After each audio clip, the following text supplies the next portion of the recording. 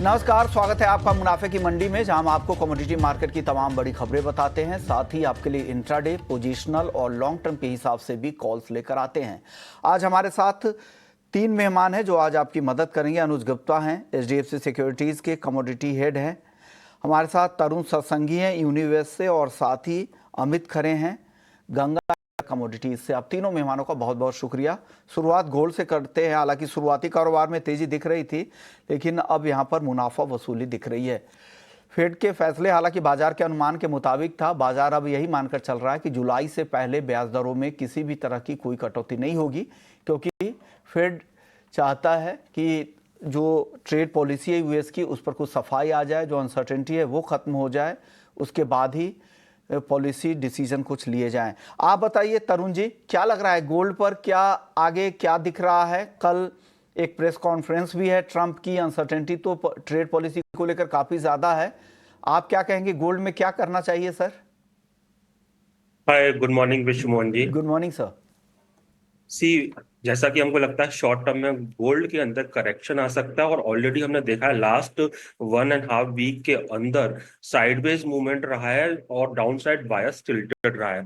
I believe जब तक कि 3430 हायर साइड ब्रेक नहीं होगा। अभी रिसेंटली 3360 का एक इंट्राडे सपोर्ट था, that is also breached while this show is started. मुझे ऐसा लगता है कि downdraft will continue in the short term and gold will again try to test 3200, जो कि गोल्ड का रिसेंट करेक्शन का लो है। तो मेरे हिसाब से गोल्ड के अंदर करेक्शन आना चाहिए शॉर्ट टर्म में। Long term up story will remain intact, that is a different thing. When it is poised for a short term correction, I think we should go accordingly. आप बताइए अनुज जी, आपकी राय क्या है गोल्ड पर? Vishnu ji, good morning. देखिए, gold काफी range bound है, और हमने जो पीछे रैली देखी थी उसके पीछे ये था कि जो इंटरेस्ट रेट है वो कट हो सकते हैं, बट कल इंटरेस्ट रेट कट नहीं हुए, फ्लैट रहे। और आगे के लिए भी जुलाई तक कोई कट होने का अंदेशा है। तो मुझे लगता है कि उसकी वजह से प्राइस थोड़े जो प्रीमियम पे चले गए थे वो अब थोड़े से डिस्काउंट होते हुए दिख रहे हैं। हमें लगता है कि थोड़ा बहुत सेलिंग प्रेशर आपको गोल्ड में देखने को मिल सकता है, थोड़ी बहुत प्रॉफिट बुकिंग आ सकती है। तो बिकवाली सलाह रहेगी। हमें लगता है कि गोल्ड में करीबन 97,080-100 के आसपास बिकवाली का ट्रेड बनाना चाहिए। स्टॉप लॉस करीबन 97,500 पे लगाए। टारगेट हमें लगता है कि 96,450 तक देखा जा सकता है। और अगर हम इंटरनेशनल मार्केट की बात करें तो लग रहा है कि एक बार प्राइस अगेन 3350 $3330 तक के लेवल दिखा सकता है। तो फिलहाल अभी जो प्राइस एस्केलेट हुए थे ड्यू टू एक्सपेक्टेशन ऑफ की इंटरेस्ट रेट कट होगा, वो कट नहीं हुआ, और उसके बाद एक सेलिंग प्रेशर आता हुआ दिखाई दिया। और कहीं ना कहीं हम ये भी देख रहे हैं कि जो यूएस चाइना का ट्रेड वॉर है वो भी कहीं ना कहीं कूल होता हुआ दिखा है। तो वहां भी प्रीमियम डाइल्यूट हुआ है। तो मुझे लगता है कि उसकी वजह से भाव अभी थोड़े से एक सेलिंग प्रेशर में है। तो इंट्राडे के लिए हमें लगता है कि प्रॉफिट बुकिंग आ सकती है, और $15 से $20 भाव और यहाँ से करेक्ट हो सकते हैं। थोड़ी और दिख सकती है, ऐसा आपको लगता है? आप बताइए अमित जी, आपकी राय? मेरे को लग रहा है अभी ये जो सेलिंग प्रेशर गोल्ड में आज इंट्राडे के लिए दिखाई दे रहा है, इसको as a buying opportunity traders को यूज करना चाहिए, क्योंकि डिस्काउंट रेट नो चेंज का ये तो ऑलरेडी मार्केट एक्सपेक्ट कर रहा था कि इस बार जो है रेट में कोई चेंज नहीं होंगे। तो वैसे ही आए हैं, बट ट्रेंड ओवरऑल देखा जाए तो पॉजिटिव है। टेंशन ऑलरेडी जो है सभी जगह बनी हुई है वर्ल्ड वाइड देखा जाए तो लेवल जो मैंने बनाया था वो 96,200 जून वायदा गोल्ड का एंट्री पॉइंट है। 96,200 पे खरीदारी करनी है।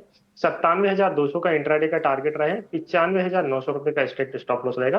तो इंट्राडे का ट्रेड है 96,200 पे खरीदा है, 97,200 का टारगेट और 95,900 का स्ट्रेट स्टॉप लॉस। ओके, चांदी अमित जी, चांदी कैसी दिख रही है? 95,500 एंट्री पॉइंट है। 95,500 पे जुलाई वायदा सिल्वर में इंट्राडे के लिए खरीदारी करनी है। 96,500 का टारगेट रखें। स्टॉप लॉस 95,000 के नीचे का मेंटेन करें। ओके, अनुज जी आपकी राय चांदी पर? देखिए, ये जो ट्रेड वॉर कूल होता हुआ दिखा है उसका पॉजिटिव इम्पैक्ट हम चांदी पे मान के चल रहे हैं कि ये आ सकता है, क्योंकि जो इंडस्ट्रियल मेटल की डिमांड है वो बढ़ सकती है। और हमने देखा भी है पिछले 2-3 दिनों में एक अच्छी वॉलिडिटी हमने चांदी में आती हुई देखी, और चांदी धीरे धीरे ऊपर की तरफ मूव होती हुई दी है। हालांकि $34-35 काफी स्ट्रॉन्ग रेजिस्टेंस है, उसको नहीं ब्रेक कर पाया, बट हाँ, जिस तरीके से हमने वॉल्यूम बढ़ते हुए देखे हैं, ओआई में इजाफा होते हुए देखा, लग रहा है कि जल्दी ही चांदी $34-35 को ब्रेक कर सकती है। तो यहाँ पर हमें लगता है कि खरीदारी का ट्रेड देखा जा सकता है। तो चांदी में हमारी बाय कॉल रहेगी।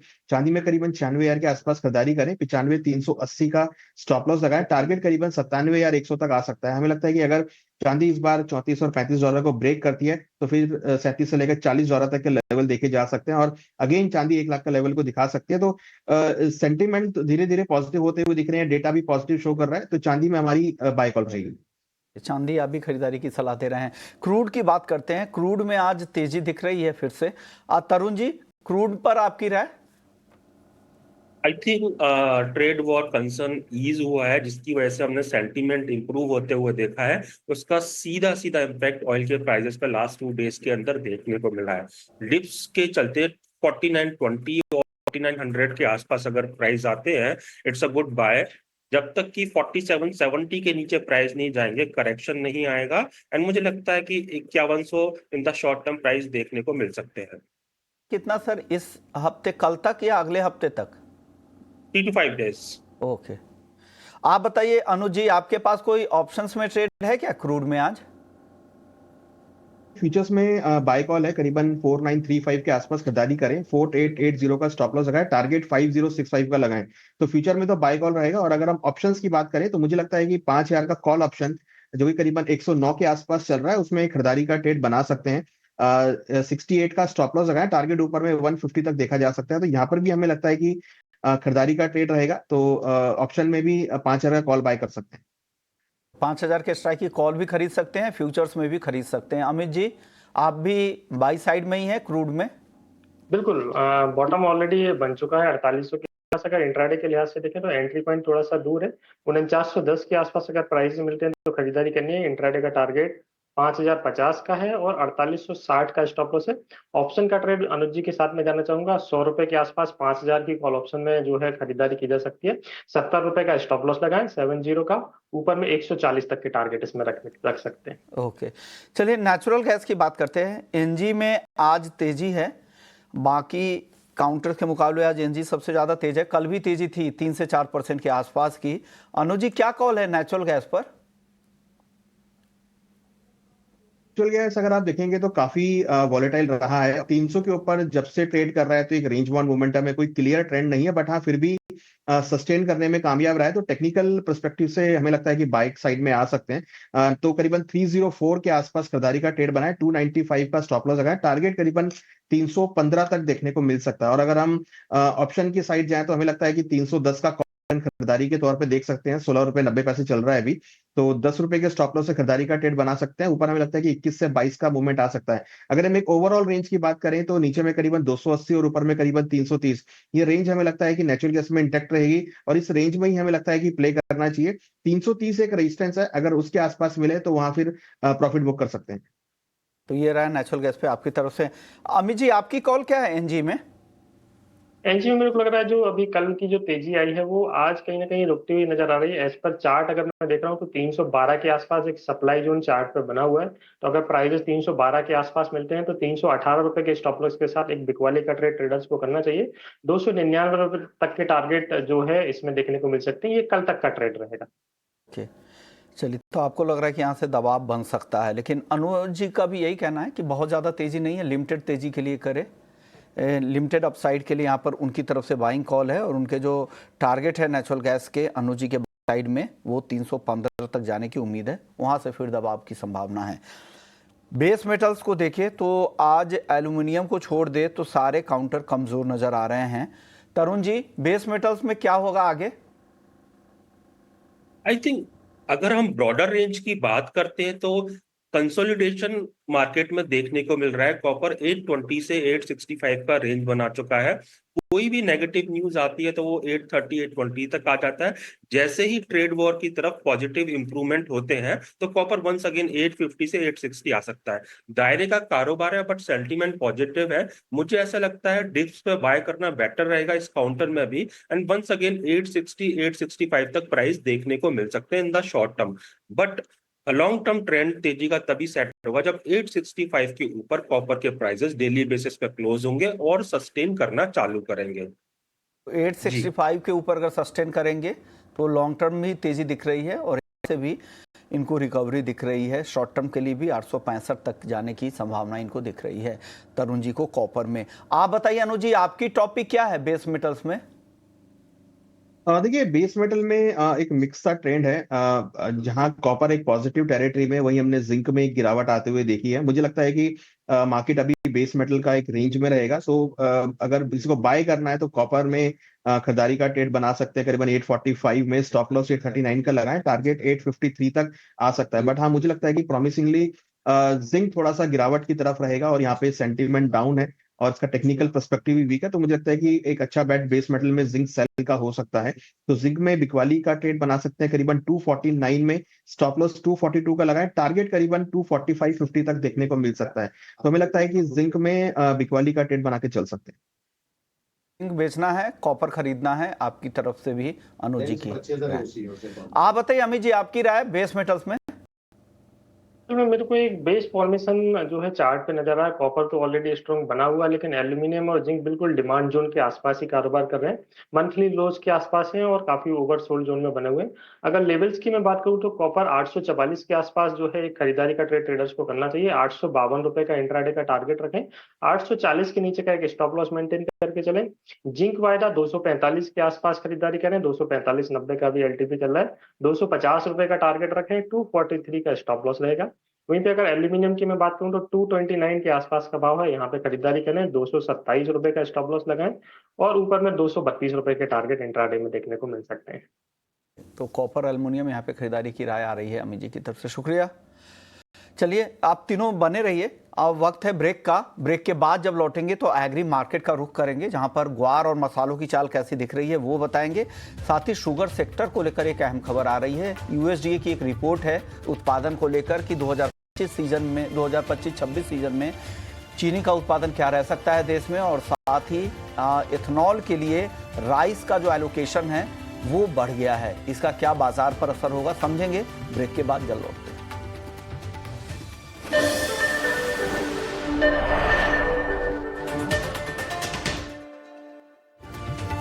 नमस्कार, स्वागत है आपका मुनाफे की मंडी में। और अब बात कर लेते हैं चीनी उत्पादन को लेकर। यूएसडीए की रिपोर्ट है, उसके हिसाब से इस बार ने जो करंट सीजन है इसके मुकाबले करीब 26% ज़्यादा चीनी का उत्पादन हो सकता है, ये इस रिपोर्ट में कही गई है। उनको लगता है कि जिस तरह के मानसून थे वो एक काफ़ी सपोर्टिव फैक्टर रहा है और जो ज़मीन का जो ग्राउंड वाटर है उसका लेवल लगातार बढ़ता जा रहा है, उसका फ़ायदा यहाँ पर नए सीजन में देखने को मिलेगा। हमारे साथ जीके सूद साहब हैं, एग्री एक्सपर्ट है, एग्री इकोनॉमिक भी है, कई सारे एग्री कंपनियों के बोर्ड में भी है, एडवाइजर भी हैं और लंबा अनुभव है। करीब 4 दशक से ज़्यादा का इनका एग्री सेक्टर को लेकर अनुभव है। सर, सबसे पहले मैं शुगर आउटपुट की बात करूंगा जी। यूएसडीए की जो रिपोर्ट है, क्या इसमें जल्दबाजी है या ठीक है? आपको लग रहा है कि 2025-26 का जो सीजन होगा ये बम्पर उत्पादन वाला सीजन होगा?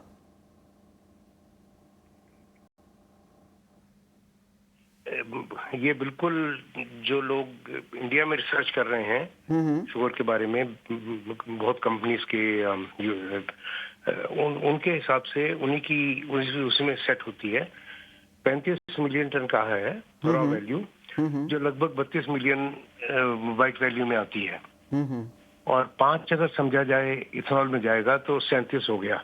तो 36 मिलियन सुक्रोस से 38 मिलियन सुक्रोस तक के आंकड़े सुने जा रहे हैं इंडिया में अगले साल का एस्टिमेट।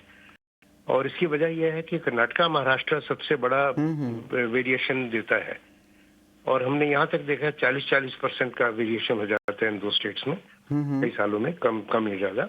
ओके, तो मैं भी इससे सहमत हूँ, मार्केट के एस्टिमेट भी इसी के आसपास है। ओके। और सर एक खबर है, इथेनॉल के लिए जो चावल का जो एलोकेशन है ना वो काफ़ी बढ़ा है। जो सरकार ने पहले 24 लाख टन का आवंटन किया था उसे बढ़ाकर 28 लाख टन का अतिरिक्त आवंटन कर दिया, यानी टोटल 52 लाख टन का आवंटन हो गया है। सर इसमें अब ये मुझे बताइए कि इससे सरकार को कितना नुकसान होगा, सब्सिडी का बोझ कितना बढ़ सकता है इससे? देखिए जो प्राइस है 22,500, ये है सबसे नजदीक डिपो डिस्टिलरी के जो हो, और माल की प्रोक्योरमेंट जिस छत्तीसगढ़ में होती है, पंजाब हरियाणा में होती है, तो उसकी जो ट्रांसपोर्टेशन और घटा वो सब सरकार के में है, वहां से ले जाकर नियरेस्ट डिपो में। अब देखिए आसाम के इंटीरियर में डिस्टिलरी है, उनको पहुंचा कर देना है। तो मेरा अंदाजा ये है कि इसमें सब्सिडी 10,500 करोड़ की है 5.2 मिलियन में, जो इनकी इकोनॉमिक कॉस्ट से कैलकुलेट की गई है। ओके, ओके, परंतु क्योंकि जिस तरह से इनके पास राइस के स्टॉक इकट्ठे हो गए हैं, इसके अलावा कोई चारा भी नहीं है। और नहीं तो इसका डिस्पोजल कैसे करें? एक्सपोर्ट कर नहीं सकते क्योंकि WTO के रूल्स कहते हैं जो सरकार ने अपने लिए मान लिया हो वो एक्सपोर्ट नहीं हो सकता। ओके सर, एक सवाल सूद सर, एक सवाल मैं यहाँ पे पूछना चाहूंगा। तो आपने अच्छा कह दिया कि सरकार की जो सब्सिडी होगी 10,000 करोड़ से 10,500 करोड़ के आसपास रहेगी। वो इकोनॉमिक कॉस्ट जो राइस की है वो करीब 42 रुपए प्रति केजी के आसपास की है। और आप जो इथेनॉल के लिए जो आवंटन कर रहे हैं FCI राइस का, उसकी जो कीमत है वो 22.5 रुपए प्रति किलो है। तो उसके आधार पर सब्सिडी की बात समझ में आई। सर अब मुझे एक बात और पूछना था कि इथेनॉल के लिए चावल का आवंटन बढ़ा है, मक्के का आपसे बातचीत हुई थी सूद साहब की मक्के का आवंटन काफी ज्यादा बढ़ा है। तो क्या अब इथेनॉल के लिए शुगर का डाइवर्जन कम हो सकता है क्या? इधर प्रेशर कम हो सकता है क्या? नहीं, शुगर का डाइवर्शन जो कायम है वो कायम रहेगा।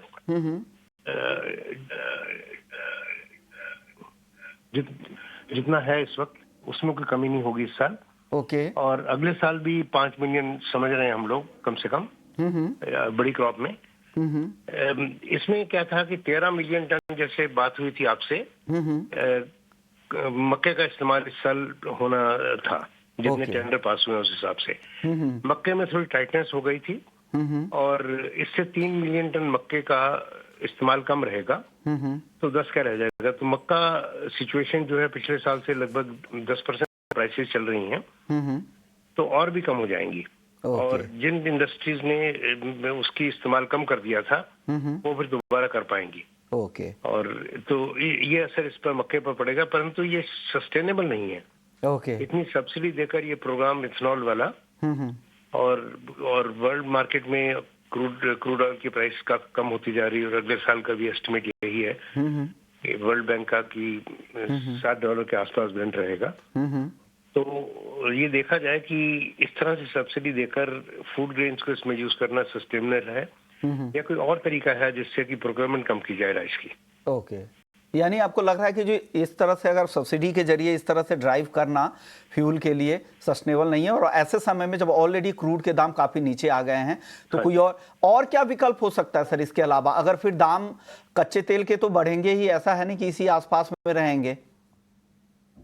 साल तक तो वर्ल्ड बैंक का एस्टिमेट है कि इससे कम हो, परंतु जैसे 3 स्टेट्स की सरकारें हैं वो 2300 रुपए MSP के बजाय 3100 रुपए दिया उन्होंने चावल के लिए। छत्तीसगढ़ सबसे बड़ा प्रोक्योरमेंट होता है वहां पर, उड़ीसा और मध्य प्रदेश। ओके, और आप देखिए आजकल उनको पैडी को वापस बेच रहे हैं मार्केट में टेंडर से, उनको 1500 भी नहीं मिल रहा। ओके, तो क्या ये तरीका पब्लिक फंड्स को खर्च करने का तरीका सही है? ओके, चीजें हैं, अस्पताल है, एजुकेशन है और कई चीजें हैं, इंफ्रास्ट्रक्चर है, बिल्कुल, जो रुपया वहां लगाया जाए। बिल्कुल सही बात उसी है। तरह से क्योंकि इतना माल इकट्ठा हो गया तो इथेनॉल में देनी मजबूरी हो गई। तो इसलिए उसका विकल्प ये होना चाहिए कि इस तरह की बहुत बढ़ा चढ़ाकर प्रोक्योरमेंट प्राइसेस ना दें, और जितना राइस का स्टॉक इकट्ठा होता जा रहा है जिसका कोई निदान नहीं है, निकास नहीं है, तो प्रॉब्लम खड़ी करके फिर इसको सॉल्व किया जाए सब्सिडी। ओके, पहले खरीदने में सब्सिडी, फिर निकालने में सब्सिडी। बिल्कुल सही बात है। इस बार के उत्पादन के नंबर भी इतने ज़्यादा है, काफ़ी ज़्यादा है, उस वजह से भी चिंताएं हैं। और इसलिए सरकार ने, क्या इंटरनेशनल मार्केट में इसकी खपत नहीं बढ़ सकती है? क्या राइस की उतनी डिमांड नहीं है भारत के राइस की, या यहाँ के प्राइस उतने कॉम्पिटिटिव नहीं है विदेशी बाजार में? नहीं, हमारे प्राइस कॉम्पिटिटिव है। इंडिया की जो 2 साल तक एक्सपोर्ट बंद रही, उसकी वजह से आप देखते हैं एग्रीकल्चर कमोडिटी कहीं ना कहीं इसका विकल्प आ जाता है। हाँ, बिल्कुल सही बात और है। तो डिमांड कुछ कम है, प्राइसेस काफी नीचे हो गई हैं। ओके, और पर फिर भी इस बार समझते हैं कि 24-25 मिलियन टन का एक्सपोर्ट हो जाएगा। ओके, जो अपने में रिकॉर्ड है। पिछला 22.5 का रिकॉर्ड था हमारा। ओके, राइस एक्सपोर्ट का। ओके, तो बस यही है कि इस तरह से ज्यादा प्राइस देकर ना खरीदा जाए, तो यही एक विकल्प है इसका। ओके, जिससे कि उचित मात्रा में हो क्या रहा है कि कई जगह सब्जियां और दूसरी क्रॉप्स की लैंड भी राइस में जा इस तरह की परचेज के मुताबिक उससे बहुत इम्बैलेंस हो जाएगा अपनी क्रॉप्स का। ओके, यानी आपको जो एक बैलेंस है क्रिएट करना पड़ेगा फूड और फ्यूल के बीच में, और साथ ही लॉन्ग टर्म पॉलिसी भी इसके लिए बनानी पड़ेगी। हाँ जी। और इस बार के लिए तो ठीक है, आपके पास बम्पर है, सरप्लस स्टॉक ज़्यादा है, लेकिन आगे के लिए एक अलग पॉलिसी बनानी पड़ेगी। शुक्रिया सर, आपने वक्त निकाला, तमाम मुद्दों पर चर्चा की। चलिए वापस से लौटते हैं हम एग्री मार्केट में वायदा बाजार की ओर, जहां पर मसालों की चाल देख लेते हैं और ग्वारसीड ग्वारगम की। तरुण जी, मसालों में आज जीरे में रिकवरी वापस से लौट आई है। एक्सपोर्ट को लेकर थोड़ी चिंता होती है जब जियोपॉलिटिकल कंसर्न होते हैं, लेकिन आज तेज है जीरा भी, हल्दी कल भी तेज था, आज भी तेज है। क्या धनिया भी रिकवर कर जाएगा क्या दिन के दौरान? धनिया में हो सकता है 100-200 रुपए का तेजी देखने को मिले, बट मेरे को धनिया के अंदर ज्यादा तेजी देखने को नहीं मिल रही है। मैं कॉन्फिडेंट हूँ टर्मरिक में, जैसे कि मैंने प्रीवियसली भी कहा है, इसमें 16,000 शॉर्ट टर्म में और 18 से 20,000 आने वाले महीनों में मिल सकता है। और अगर बेस्ट ट्रेड की बात किया तो जीरा ना वंस अगेन, जैसे कि मैंने लास्ट वीक कहा था, 21,000 या उसके नीचे आया तो अच्छा बाय बनेगा। 20,000 के नीचे जब तक नहीं जा रहा है, 20 से 25,000 का रेंज में मार्केट का मूवमेंट होगा। अभी आई थिंक मुझे ऐसा लगता है कि 21 को रेस्पेक्ट दिया मार्केट ने, प्रॉब्ली इसमें 1,000 से 2,000 रुपए की तेजी देखने को मिल सकती है in the short term. Amit ji, क्या है तीनों ही मसालों पर? बिल्कुल, मेरे को लग रहा है धनिया को छोड़ के बाकी दोनों मसालों में ऑलरेडी बॉटम बन चुका है। कल जो जीरे ने लो बनाए वो मेरे को लग रहा है होल्ड करने चाहिए।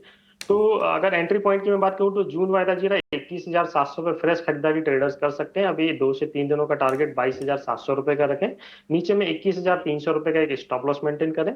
वहीं पे टीएमसी भी काफी अट्रैक्टिव चार्ट पे दिखाई दे रही है, वापस फिर से 15,000 के आसपास के भाव जून वायदा टीएमसी में देखने को मिल सकते हैं। 13,900 पे खरीदारी करें और 13,400 रुपए का स्टॉप लॉस लगाएं। धनिया की अगर मैं बात करूं तो जून वायदा धनिया मेरे को लग रहा है 7100 के आसपास तक देखने को मिल सकता है। तो जो लोग अगर धनिया में खरीदारी करना चाह रहे हैं तो कम से कम 200 रुपए का फॉल अगर यहाँ से आता है 7100 के आसपास, तो 69 के एसएल से वहां पे खरीदारी कर सकते हैं। ओके, ग्वारसीड ग्वारगम में अमित जी, इन दोनों पर क्या राय है? बिल्कुल बेस फॉर्मेशन होता हुआ नजर आ रहा है, काफी करेक्ट मार्केट हो चुका है। लगभग 400 से 500 पॉइंट एक हफ्ते में ग्वारसीड में जो है डाउनफॉल देखने को मिला और 700 से 800 पॉइंट ग्वारगम में देखने को मिला। तो वापस फिर से एक अच्छी डिमांड जोन के आसपास है, ओवरसोल्ड जोन मार्केट है, तो एक पुलबैक रैली इसमें आनी चाहिए। लेवल्स की अगर मैं बात करूं तो जून वायदा ग्वारसीड 5,000 के आसपास एक फ्रेश खरीदारी की जा सकती है। एक हफ्ते का टारगेट 5200 रुपए के आसपास का रखें, नीचे में 4880 का स्टॉप लॉस रहेगा। ग्वारगम की अगर मैं बात करूं तो जून वायदा 94 के आसपास इसमें खरीदारी करें, 92 का स्टॉप लॉस लेके चलें और 97 के टारगेट रखें एक हफ्ते के लिए। जी, तो एक हफ्ते की ये कॉल है जहां पे खरीदारी की राय है। अनुज जी, आपकी राय पूरे ही एग्री में, आपको कहां लग रहा है ज्यादा तेजी यहां से? देखिए उस्मान जी, मुझे लगता है कि ज्यादा तेजी आपको एग्री में देखने को ज्यादा नहीं मिलेगी, क्योंकि कहीं ना कहीं लास्ट ईयर भी प्रोडक्शन ज्यादा था और इस बार भी अच्छा खासा मॉनसून है। तो मेरे हिसाब से पूरा एग्री पैक आपको एक रेंज में रहेगा। ज्यादा तेजी या ज्यादा मंदी मैं एक्सपेक्ट नहीं कर रहा हूँ। मुझे लगता है कि एक मॉडरेट मूवमेंट जो है वो एग्री में आपको पूरे ही एग्री पैक में देखने को मिलेगी। अनुज जी आपका, अमित जी, तरुण जी, आप तीनों मेहमानों का बहुत बहुत शुक्रिया। Thank you. चलिए मुनाफे की मंडी को यहीं समेटते हैं। ब्रेक के बाद आपके लिए एफएनओ जंक्शन लेकर आएंगे, जल्द लौटते हैं। नमस्कार।